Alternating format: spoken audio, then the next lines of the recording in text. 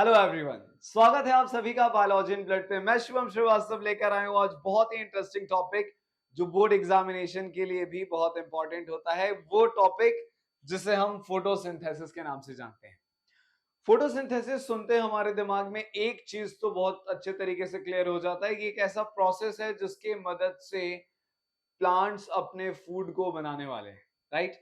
तो प्लांट्स जो ये अपने फूड को बनाएंगे इतना तो हमको मालूम है। तो ये प्रोसेस कैसे शुरू होता है, इस प्रोसेस के दौरान कौन कौन सी चीजें होती हैं, कौन कौन से मेन इवेंट्स हैं, उसके बारे में हमें आज बात करनी है।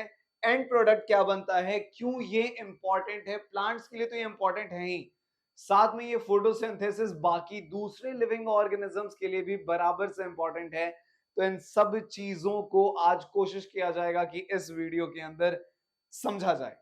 तो बेसिकली जैसे ही हम ये फोटोसिंथेसिस स्टार्ट करते हैं ना, कुछ कुछ बेसिक टर्म्स हैं, पहले उसको समझते हैं कि मतलब ये जो फोटोसिंथेसिस ये टर्म है ये हमसे कहना क्या चाहता है। अच्छा, ये जो टर्म फोटोसिंथेसिस है, फाइन, इसको शायद हम चाहें तो दो पार्ट्स में ब्रेक भी कर सकते हैं। इसको अगर हम ब्रेक करने जाए तो शायद हमको दिखता है कि एक वर्ड है फोटोन और एक है सिंथेसिस। ठीक है, फोटोन का मतलब होता है कि शायद हम किसी लाइट के बारे में बात कर रहे हैं, है कि नहीं। और सिंथेसिस का मतलब होता है लाइक प्रोडक्शन ऑफ समथिंग। ऐसा करके हम कुछ तो यहां पर लिख सकते हैं, प्रोडक्शन ऑफ समथिंग। तो एक चीज क्लियर है यहां से, क्लियर क्या है कि शायद फोटोसिंथेसिस वो प्रोसेस है जिसमें लाइट एनर्जी के मदद से प्लांट्स कुछ तो बनाएगा। अब कुछ में वो क्या बनाएगा, तो कहते हैं कि वो फूड बनाते हैं, प्लांट्स अपने फूड को बनाते हैं। एक और मेथड है ऑटोट्रॉपिक मोड ऑफ न्यूट्रिशन में, दो होते हैं बेसिकली, फोटोसिंथेसिस है और एक कीमोसिंथेसिस है। तो कीमोसिंथेसिस पे बात किसी और दिन की जाएगी। आज हमारा पूरा डिस्कशन होने वाला है फोटोसिंथेसिस पे। लाइट एनर्जी की मदद से हम फूड को बनाने वाले हैं, हम नहीं मतलब प्लांट्स बनाने वाले हैं, राइट। तो शुरू करते हैं इसकी स्टोरी को। देखना, यहां पे सबसे पहले होता है क्या कि कुछ कुछ इवेंट्स हैं, एक एक करके उसको चेक करते हैं। पहले ना हम एक काम करते हैं, रॉ मटेरियल्स के बारे में बात करते हैं कि फोटोसिंथेसिस में कौन कौन से रॉ मटेरियल्स यूज होते हैं, उसका एक लिस्ट हम बनाते हैं। सबसे पहला हमको पता है कि प्लांट को कार्बन डाइऑक्साइड की जरूरत है, बिना कार्बन डाइऑक्साइड के फूड नहीं बनने वाला। अच्छा, दूसरे नंबर पर जरूरत पड़ती है वाटर की, यह भी बहुत जरूरी है। तीसरा और भी कुछ चाहिए होता है, और तीसरा जो है वो हम लाइट एनर्जी की जरूरत पड़ती है, और लाइट एनर्जी बेसिकली सनलाइट से मिल जाया करता है। तो ये तीन मेन चीज है जिसकी जरूरत पड़ेगी, और इसका यूज करके प्लांट्स ग्लूकोज के फॉर्म में अपने फूड को बनाने वाले। रॉ मटेरियल्स का लिस्ट बना लिया। अब पॉइंट ये भी होता है कि रॉ मटेरियल्स प्लांट को मिलेगा किधर से। तो अगर हम कार्बन डाइऑक्साइड की बात करें तो कार्बन डाइऑक्साइड शायद हमें मालूम है कि ये एटमॉस्फेयर से हमें मिल जाएगा, प्लांट्स को मिल जाएगा। वाटर की बात करें तो ये जो अंडरग्राउंड वाटर होते हैं, जो सॉइल में प्रेजेंट होते हैं, उन सॉइल से वाटर का एब्जॉर्प्शन कर लेगा प्लांट। एंड लाइट जो है, ऑब्वियसली सनलाइट जो है वो सनलाइट से मिल जाता है, तो ये हमारा सोर्स हुआ।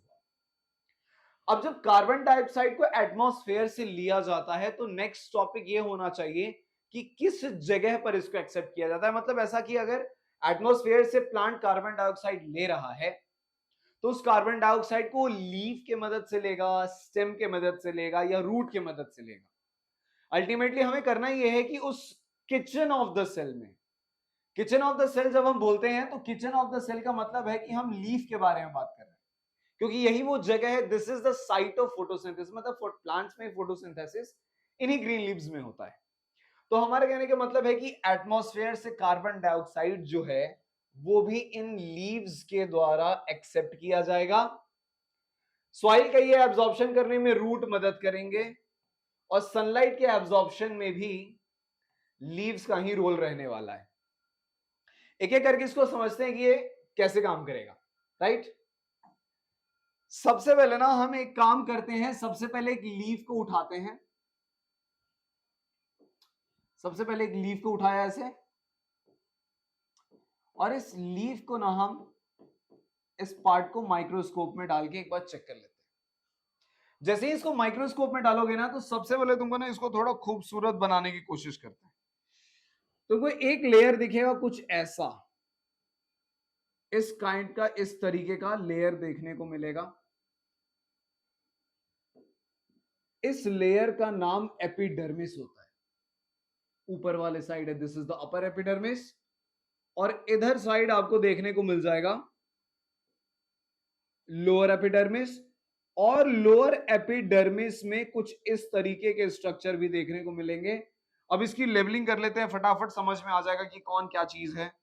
तो इस लेवलिंग करने जाए तो इसके बारे में हम कहेंगे this is the upper epidermis. ठीक है, ये अपर एपिडर्मिस कहलाएगा। ये वाला जो पार्ट है this will be the lower epidermis. ये लोअर एपिडर्मिस के नाम से इसको जानते हैं। और ये वाला जो पार्ट है ये स्टोमेटा के नाम से जाना जाता है। तो एक तरीके से ये लीफ का स्ट्रक्चर आपके सामने दिख गया। और जो वॉस्कुलर टिश्यूज है ना, वो वॉस्कुलर टिश्यूज भी इसी जगह पर प्रेजेंट होंगे। अब ये जो इसी जगह पर प्रेजेंट होंगे, तो यहां पर कुछ पॉइंट्स है, उसको ध्यान में ले लेते हैं कि हमारे रॉ मटेरियल्स कौन कौन से थे जो लीफ के द्वारा एक्सेप्ट किए जाएंगे। रूट को भी ले लेते हैं, कंसीडर कर लेते हैं। पहला था कार्बन डाइऑक्साइड, दूसरा था हमारे पास वाटर, और तीसरा सनलाइट की जरूरत है। तो ठीक है, तीसरा जो है वो है हमको सनलाइट की जरूरत।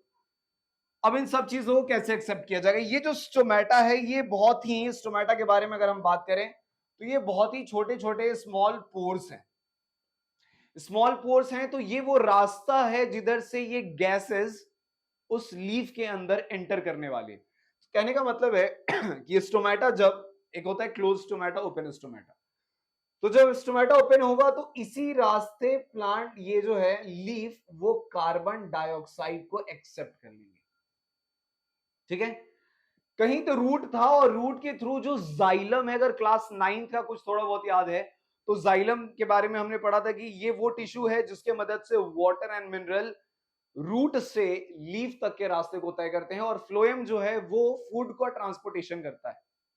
तो यहां पर जाइलम आएगा, और जाइलम के मदद से ये जो वाटर है वो भी अब लीफ के अंदर पहुंच जाएंगे। तो रॉ मटेरियल्स में कार्बन डाइऑक्साइड पहुंच गया है लीफ के अंदर, रॉ मटेरियल्स में वाटर पहुंच गया है लीफ के अंदर। अब जरूरत है किस चीज की? तो सनलाइट की। तो सनलाइट की जरूरत जो है ना, तो एक काम करते हैं, पहले ये जो लिखा हुआ है इसको इसको थोड़ा सा यहां से मिटाते हैं ऐसे, और थोड़ा सा इसको ना अलग डायरेक्शन में लेके चलते हैं। मतलब कि इधर से वाटर आ जाएगा लीफ के अंदर, और कार्बन डाइऑक्साइड भी इधर से एंटर कर जाएगा लीफ के अंदर। चलेगा? यहां पर तुम्हें देखने को मिलेगा एक और चीज, क्लास 9th में ही पढ़ा था जब सेल ऑर्गेनल्स पढ़ रहे थे, तो प्लास्टिड्स के बारे में शायद पढ़ा होगा, पढ़ा ही होगा ना। तो उन प्लास्टिड्स में एक ये डबल मेम्ब्रेन स्ट्रक्चर इस तरीके से दिखता है। इस स्ट्रक्चर को नाम दिया जाता है क्लोरोप्लास्ट का। इसको नाम दिया जाता है क्लोरोप्लास्ट का। और इसी क्लोरोप्लास्ट के अंदर इस तरीके से आपने थैलेकॉइड्स वगैरह ये सब देखा होगा, और यहीं पर प्रेजेंट होता है। अगर इसी में बात करें, अगर हम ये कलर लेके थोड़ा सा इसको देखें, तो इधर इच प्रेजेंट होता है। ये जो स्ट्रक्चर देख रहे हो, इसी को बोला जाता है क्लोरोफिल। ठीक है, और ये क्लोरोफिल क्या करेगा? लाइट को एब्जॉर्ब करने में मदद करेगा। ठीक है, इतना से हमें समझ में आ जाता है कि हर रॉ मटेरियल जिस चीज की आवश्यकता थी वो अब प्लांट को मिल गया है। ठीक है, अब ये चीज जो प्लांट को मिल गया है, तो नेक्स्ट हमारा ये होना है कि ये जो वाटर था, वाटर तो था ही, उसके साथ कार्बन डाइऑक्साइड था पहले, कार्बन डाइऑक्साइड के साथ फिर वाटर देखने को मिला। और जब ये रिएक्शन चल रहा था तो हमें पता है कि सनलाइट का सहारा लिया गया, सनलाइट का सहारा लिया गया, क्लोरोफिल ने ये हेल्प करी है इसमें। और जो प्रोडक्ट के रूप में जो फूड बनाया जा रहा है, दैट इज C6H12O6। साथ में पता चलेगा कुछ ऑक्सीजन निकल रहे हैं, और साथ में पता चलेगा कुछ वाटर मॉलिक्यूल्स भी बाहर हो रहे हैं। ये क्लियर है? इक्वेशन को बैलेंस जब तक नहीं करें तो हमारा जो साइंस है वो अधूरा रहता है। तो एक बार इसकी बैलेंसिंग कर लेते हैं। अगर इसके पहले लगा दो 6, इसके पहले लगा दिया 12, और इधर भी बैलेंस करना पड़ेगा। 6 इधर लिखो, 6 इधर लिखो। अब काउंटिंग कर लेते हैं एक बार। 6 कार्बन इधर है, 6 कार्बन इधर है, कार्बन बैलेंस्ड। ऑक्सीजन की बात की जाए तो ऑक्सीजन यहाँ पे हो गया 6 × 2 12, 12 और 12 24। यहाँ पे भी हो गया 12, यहाँ हो गया 6, और यहाँ पे है 6, तो यहाँ भी 24, ये भी बैलेंस्ड है। हाइड्रोजन की बात की जाए तो 12 × 2 24 यहाँ पे है, तो 12 ये रहा, और 6 × 2 12 वो रहा, तो 12 12 24, ये भी बैलेंस्ड है। सो ये जो है ना प्रॉपर, इस चीज को हम लोग बोलते हैं balanced chemical equation of photosynthesis. This is the balanced chemical equation of photosynthesis. ये सामने में है तुम्हारे। एग्जाम में आए तो कोशिश हमें ये करना है कि हम बैलेंस्ड केमिकल इक्वेशन ही लिख करके आएंगे। बैलेंस केमिकल इक्वेशन ही लिखना, क्लास 10 का एग्जाम अगर है तुम्हारा तो ये तो कॉमन सेंस बनता है तुम्हारे कि बैलेंस्ड ही लिखो, बिना बैलेंस किए रिएक्शन समय नहीं लिखना चाहिए, पाप लग जाता है कभी कभी, है ना। तो ये रहा हमारे पास। अब एक डेफिनेशन अगर हम इसी इक्वेशन को ध्यान में रखते हुए फ्रेम करना चाहें तो एक इक्वेशन हम फ्रेम करने की कोशिश करते हैं। इसको पहले क्या करते हैं, इसको आराम से ऐसे छोटा करो और इसको छोटा करके इधर साइड में भेज दो ऐसे। और अब एक काम करते हैं, let's try to write the definition. एक डेफिनेशन बनाते हैं।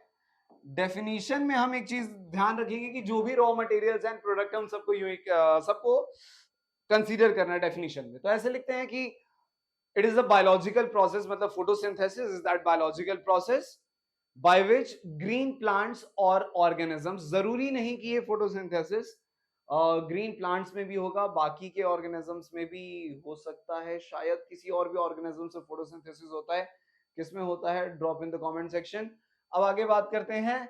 तो इसके में लिख सकते हैं कि the process by which green plants और organisms make their food by using carbon dioxide and water in presence of sunlight. इस तरीके से कुछ हम लिख सकते हैं। तो लेट्स ट्राई टू राइट, लिखने की कोशिश करते हैं कि ऐसा कि it is the biological process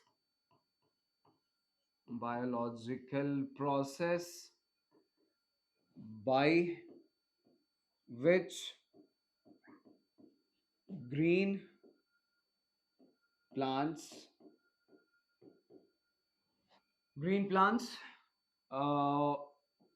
make their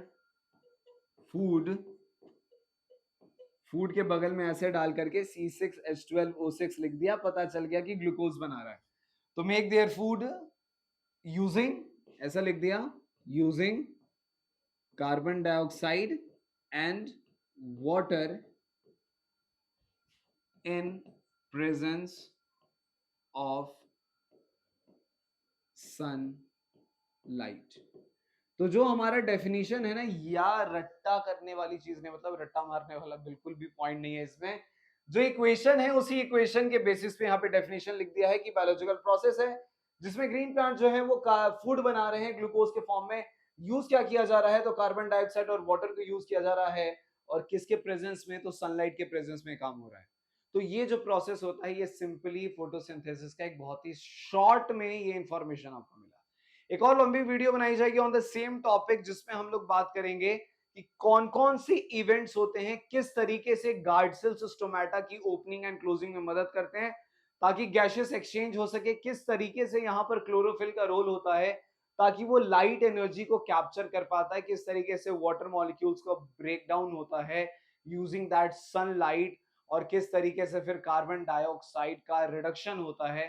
तो इसके बारे में भी बात करने वाली है। फिलहाल अगर ये short video about the photosynthesis समझ में आया है तो please drop your views in the comment section. एक बार वापस से एक बार रिवाइज कर लेते हैं।